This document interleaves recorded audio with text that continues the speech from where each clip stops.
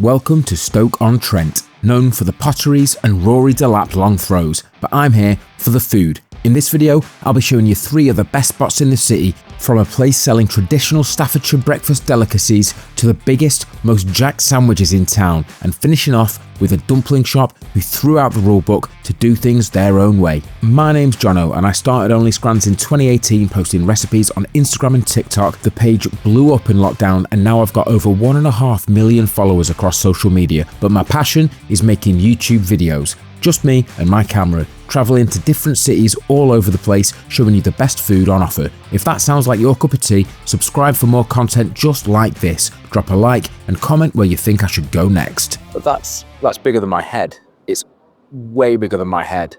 I ain't gonna beat around the bush. Oatcakes are the dog's bollocks. It is genuinely baffling to me why they never made it out of Stoke to the rest of the UK. You put breakfast stuff in them and wrap them up, a savoury but slightly sweet casing for cheese and all the greasy food you can muster. This is London Road Oatcakes and it's been slinging them out for generations.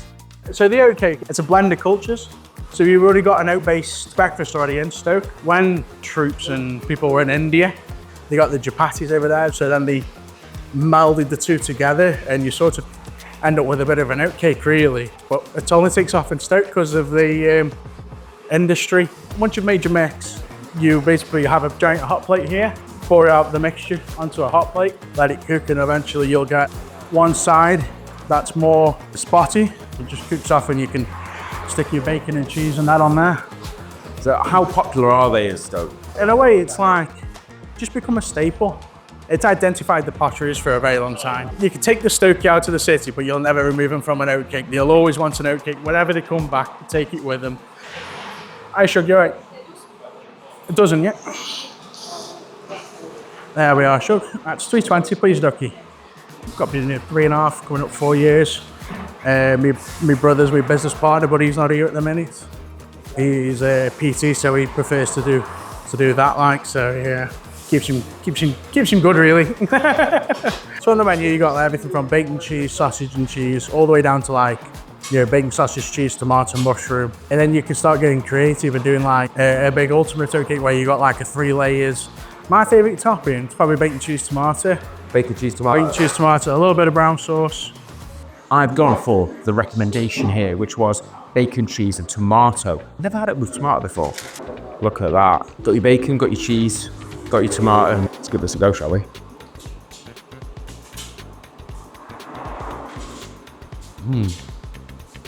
So this, if you look at it, it looks a bit like a lumpy pancake, but it's nowhere near as sweet. It's got a subtle sweetness to it, but it's nowhere near as sweet. It's got much more flavour than like a wrap, like a tortilla wrap or a core wrap or a flour one. And they were right about the tomatoes as well. Gives it that tang, the extra little bit that the bacon and cheese needs to thrive. I'm genuinely not sure why this isn't like a nationwide breakfast thing. Like this should be an English thing, not just a Stoke thing. Give me an oatcake over a fry-up any day. Say that again, mate. So I'm a bit deaf. Let me tell you that. What does being a Stokey mean to you? I'm proud of my area, proud of my heritage. My grandfather worked in the steelworks, and my great grandmother used to make oatcakes at home. Oatcakes first started in Stoke, and I think they were a cheap, good food. They became popular because obviously when they first came into the city, people weren't as well off as they are now generally. So the oatcake sort of took off. We're sort of a bit proud to be sort of doing this. We carried on almost a family tradition, you know.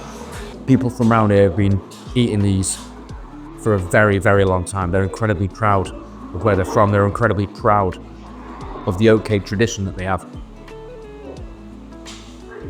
And I'm sure they should be, because doing something completely unique in this country to your own area is quite rare.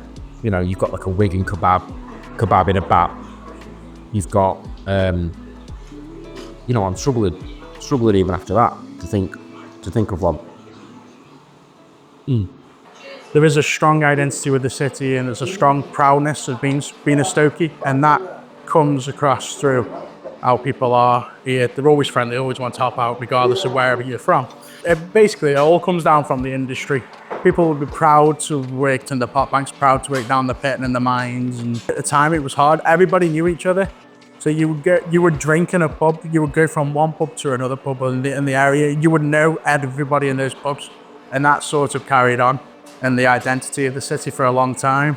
In Stoke, generally speaking, people are really friendly.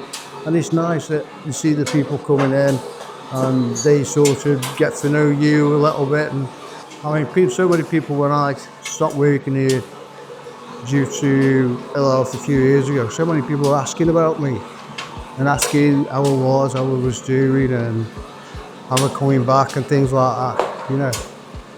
And that was really nice. It's quite touching, that. If you have never had an oatcake, I do urge you to try one whenever you can. If you do end up in Staffordshire for one reason or another, you'll be a fool to start your day with an oatcake. I've never been to this one before, but we get oatcakes a lot. I'm in the Cheshire, which is the county next door to Staffordshire, so in some places you're able to buy them. If you're in London, you ain't getting an oatcake. Or Manchester, probably. Ooh. Getting asked if I wanted to try and do my own felt like getting asked by a pilot if I wanted to fly the plane. I was absolutely shitting myself. Then you put this on if you want, it's there to protect you from the heat. Then, So it's one ladle. yeah, and then slow pour. Slow pour. Yeah. Yeah, well you can do it like that. Is that too quick? Yeah. Let me show you. You've got to go down and away. Batten away. Or you can do that, yeah. There you go. That's a decent one, isn't it? That was all right. That was all right, yeah. That was all right. Yeah, we'll give you 8 out of 7. Hey, how about this one? It's that one. Yeah, that's This up one? there. Well, that's a bit like a shoe size, isn't it? Looks like a soul, doesn't it? If this was a plane, it would be going down. So what my great-grandmother used to do, she used to do it on a hot stove. My great-grandfather was dying, leaving her with 2 kids, in 1914. There's no social security then or anything, so she had to turn her hand to something. So she made oatcakes at home. This place has been doing it for a very long time. It's been in the family for generations. Perfected the craft. I've not quite perfected that craft yet, it has to be said. That was not my finest moment. Like, I cook, right? I blew up in lockdown by cooking recipes. I'm a little bit embarrassed about what just happened on that grill. I folded, I caved, I bottled it when it mattered most on the big stage. That's not what an oatcake's meant to look like, you see. I'll be thinking about that one when I go to sleep tonight.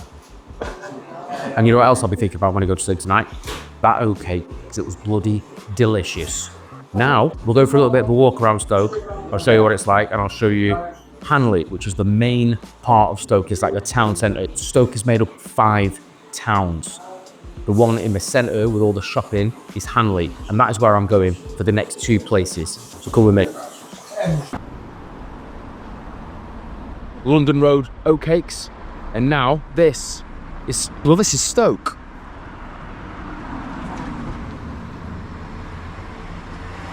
So this is the London Road. I only live about half an hour away from Stoke in Slamwich. Can't say that I've been here much recently, but we used to get the party bus from Crewe to a club called Creation in Stoke. Went there when we were underage. Chaos, absolute chaos. We used to play at the Sugar Mill all the time. My band sold out the Sugar Mill plenty of times. So yeah, got a lot of love for Stoke personally. It's one of those places I think that gets looked down on, and people sort of talk about it like it's dead or certainly dying. But there is a reason that the people here are so proud of where they're from. And today, we're going to find out what that is. After embarrassing myself on the big stage, I headed into Hanley, Stoke's town centre, to visit Slamwich. Mega stacked sandwiches combining unique flavours to deliver a seriously impressive bite. So Slamwich, we got the keys to the building in 2017. We opened in 2018. The drains were up. It was like no electric. It had been closed for 10 years. We had a work cut out. So yeah, 1 year, opened doors, and it's just been a whirlwind. Been open for nearly 8 years now. So I've always had a food background, kind of business. Started with an ice cream van, had a little beach cafe, and I just wanted some bricks and mortar. And I was like, let's do it. Steph wanted to change with her job, and we just thought, do you want, let's go for it. And we did, and yeah, 8 years later, here we are, it's crazy. I'm Steph Franklin, and I'm one of the owners of the Slamwich Club. I love sandwiches. You can put anything between 2 pieces of bread as long as you do it well. It's definitely not your average sandwich. They are stacked, full of flavour, and just really creative. It's all about getting something exciting, not your run-of-the-mill kind of stuff. Something no one else is doing. At the minute, there's 8 sandwiches. We refresh the menu every 3 months. And within that, you've got variables as well. So you could have a vegan base, keep it vegan, or you could add the chicken. You can mix it up a little, adapt it as you like. Some popular ones at the minute are the poppadom preach. That's like an Indian-based one with poppadoms and raita and all that kind of stuff, and sour mayo. We are the champignons. That's a good one, actually. We've got some lion's mane. 2 other chefs have actually started doing a little side hustle and grow speciality mushrooms. So yeah, we're supporting them. Got their lion's mane on the menu, and it's good. It's good. I've been here for this will be 6 years now. If you look at the business over 6 years, the most popular sandwich has been the porky pig. Big fat butcher's sausage, pulled pork, potato roasties, barbecue sauce, cheddar, home slaw. That's been on every menu ever since we opened. And the numbers we sell on that every month, just ridiculous. Our buttermilk fried chicken is kind of what we try and scream about because it's decent. So we always use that. It features heavily on every menu we do. What's your favourite that you've done? The poppadom preach. It's just all the favourite things about a curry house, really. Just put together on a sandwich. Great, I'd say poppadom. If you have a poppadom, poppadom's the one. Do a poppadom one, porky pig, and what was that other one? Fried chicken one. Anything with fried chicken, or just give you some glazed chicken strips or something like that. Whatever you want to do. Yeah, whatever you want to do, yeah. Perfect, brilliant. Sound. Let's do it. Nice one.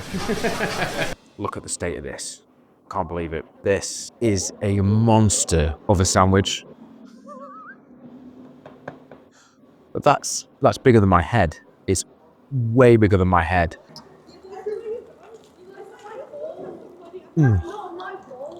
Very good. Oh, thank God for these napkins. A lot of thought has gone into this sandwich to make it what it is. You've got every single texture that you need in a sandwich there. So it's crispy hash browns at the bottom, and then sausages. You have barbecue pulled pork. Then on top of that, you've got the coleslaw, the onions on top of that, loads of barbecue. So look at that. That is something else. Don't know if I'm eating this the right way, but you know, they have given me a knife. So, oh yeah, this is much easier. This is much easier. I'm an advocate for pulled pork, and this pulled pork is fantastic. My last video in Stoke, you can watch there, where I went to Port Vale and I went to get some other oatcakes, and I went to a load of other places. In the comments, people were furious that I didn't go to Slamwich. They were furious.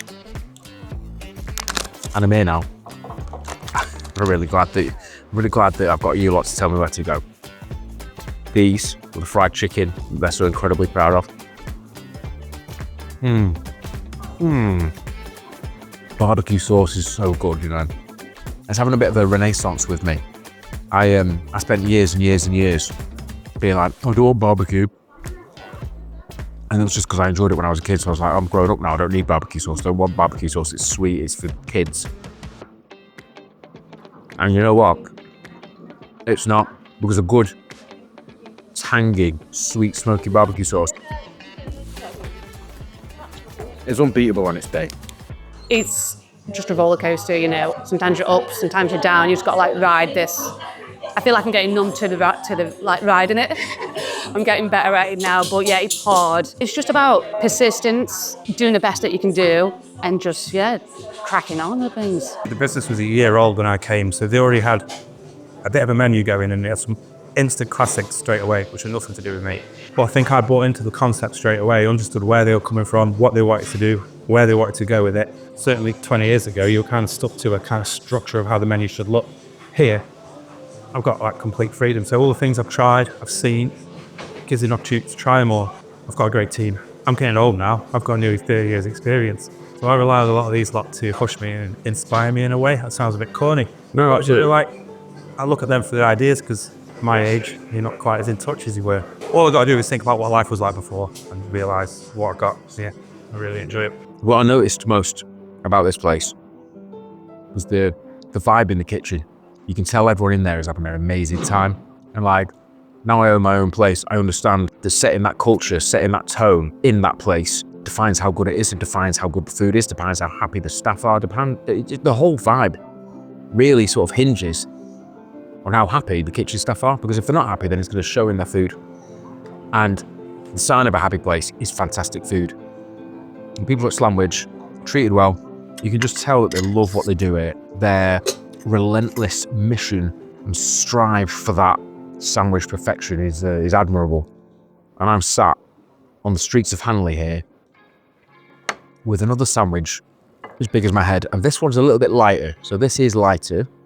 This one is the poppadom one. It's got, oh my God, it's got an onion bhaji in it, chicken tikka, some rocket, some tomatoes, and a poppadom, which is going to give it that beautiful crunch. For me, in a sandwich, it's all about textures. You've got to have the soft, you've got to have the wet, you've got to have the crunch as well. And it looks like they've smashed it here. Let's see what it tastes like.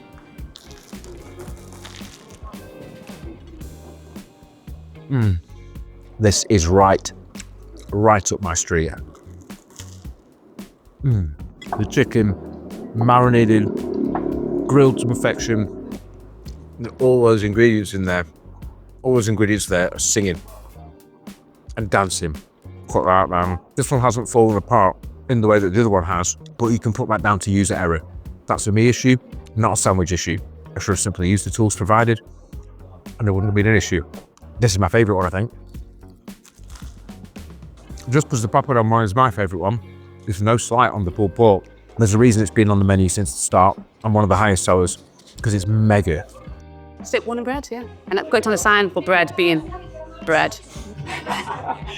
Stoke's the best. Obviously, it's our hometown, and we're really lucky to have people come in all the time, familiar faces. I think there's a lot of heritage here in Stoke. Obviously, a lot of things have changed over the years, but yeah, the Stoke people are definitely proud. When we opened, there was like a real sense of community, which was great. And everyone's supporting each other, and that is very much the characters and personalities of Stokeers. They do anything for you. I've lived about half an hour away from Stoke for a long time now.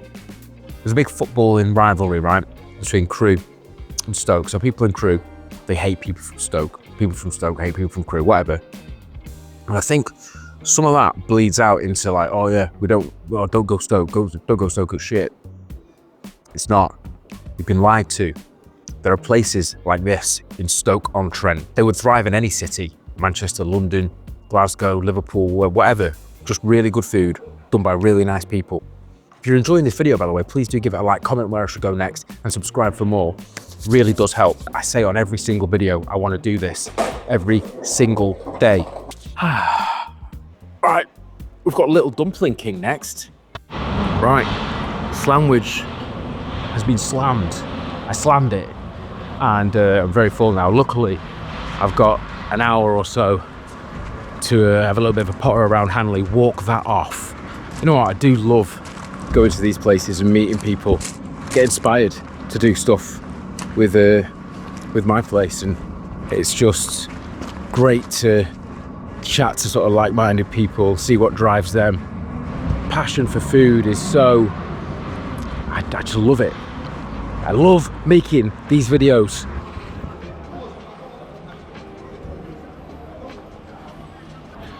This is Hanley on a Friday. You know, like any high street in the UK, really, you feel like it's definitely seen better days, and it's sad that it's unfortunate that the high street's taking this much of a beating. But this is the world that we live in now, and I personally don't know what the answer is. Really, really wish I did, but I can't see people coming into loads of money, and I can't see things getting cheaper. I can only see it getting more and more expensive, and I can see people struggling even more. And you know, tax the mega rich. I don't want to get political on this channel, but stop taxing the people who are trying their fucking best and struggling to eat out, to make ends meet, to support this economy that we all need to be doing well, to have a good time in this country, start taxing the people who fucking fiddle their books, these millionaires, billionaires, who don't pay their fair tax. That's what I would say. Now listen, I'm not a politician, but someone needs to sort it out because it's not right. But listen, in the face of adversity, in the face of all these challenges, people are still out and about on the streets having a pint, going to nice restaurants and just doing their best. And in 2025, that's all anyone could be expected to do. Last, but by absolutely no means least for this video, I'm heading to Little Dumpling King. It's been on my hit list for a long time, but finally, I'm here to see what all the hype is about. Started about 4 years ago as a pop-up, and we've been here, brick and mortar restaurant at Stoke-on-Trent for about 3 years. Pork dumplings are our best seller, thank God. We're very, very confused when people come in. Some haggis dumplings, second best seller. I don't think I've seen haggis in a steamed dumpling before. I love haggis, it works really well.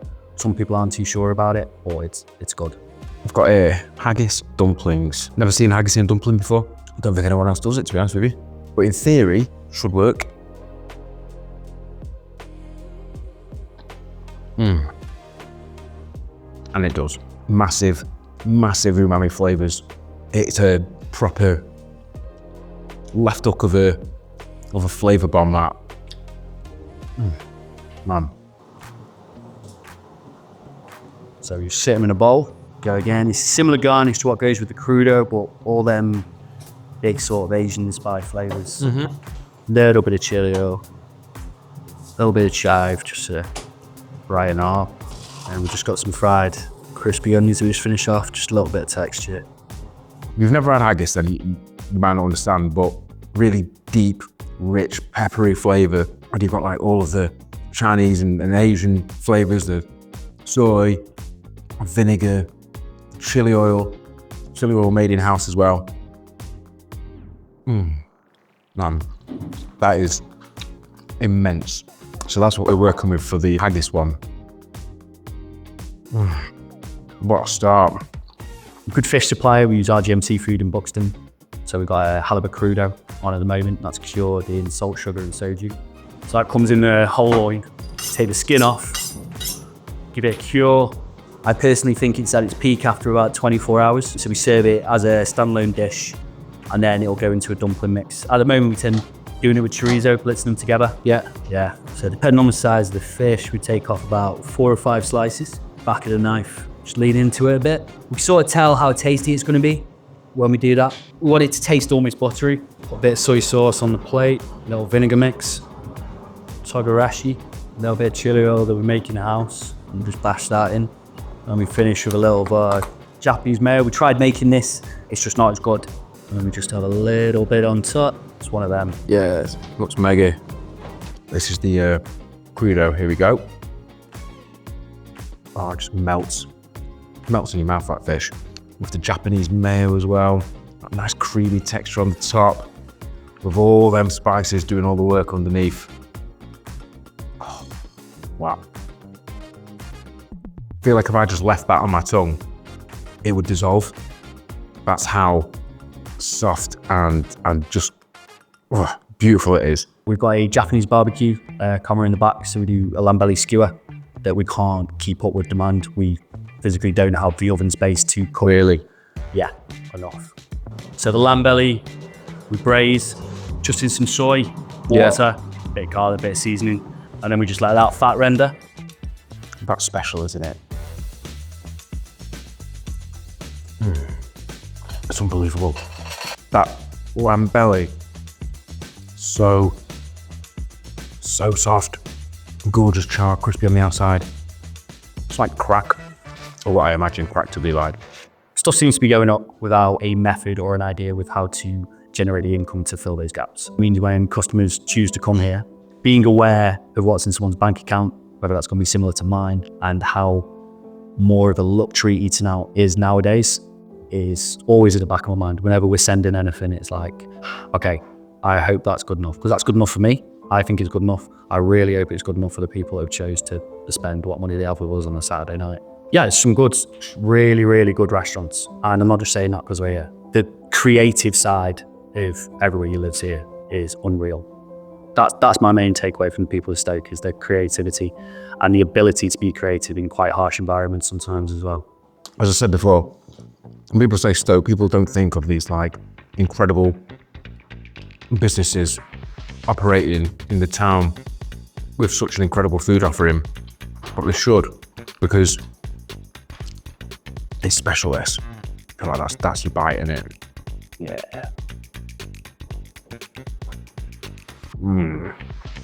Now, I know I say it in every single video, but I do have an app. It's free. And it's got all my recommendations for any place. If you're away with work, if you're away on holiday, if you're just in an area that you've never been before, get my app up and it'll have all the recommendations in that area. It will find you the hidden gems that you might not know about.